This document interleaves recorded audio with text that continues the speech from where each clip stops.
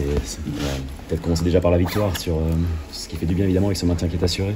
Ouais, non, bien sûr. Je pense qu'il y a eu du spectacle, malgré nous, malgré moi, parce que j'aurais aimé qu'il y en ait un peu moins en tout cas pour eux, mais ça reste une belle victoire.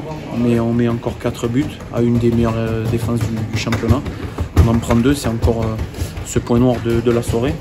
Mais ce qu'il faut retenir dans cette fin de saison, c'est bien évidemment la victoire à domicile. C'est quoi? C'est la remise en jambe justement? Non, mais disons que je fais à peu près tout bien dans l'action. Je récupère la balle et j'ai voulu en fait la croiser pour Benji pour qu'il oriente le jeu. J'ai pris un risque malheureusement pas payant. Je l'assume, le jeu mène erreur, mais le regret que j'ai, c'est de la faire à ce moment-là parce que je trouve qu'on maîtrisait le match dans la globalité et je fais cette erreur à ce moment-là.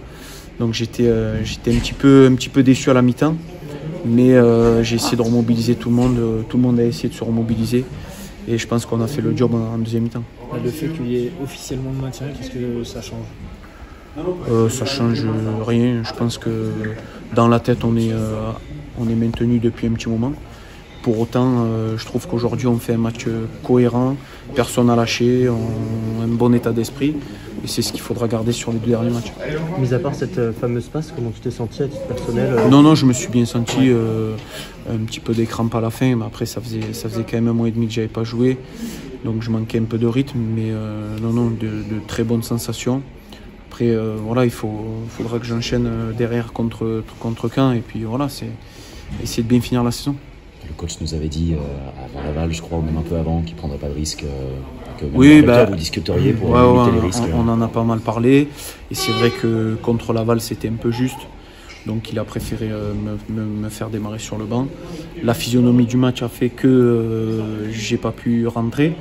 Mais pour autant, ça m'a permis de faire une semaine complète là pour jouer contre Queviron.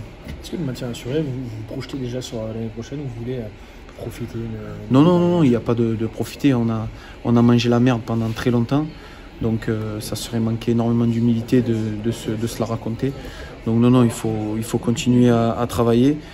On peut être relâché et travailler tout autant. Et évidemment que là, n'ayant plus rien à jouer, c'est différent dans les têtes, là, au niveau de la pression, tout ça.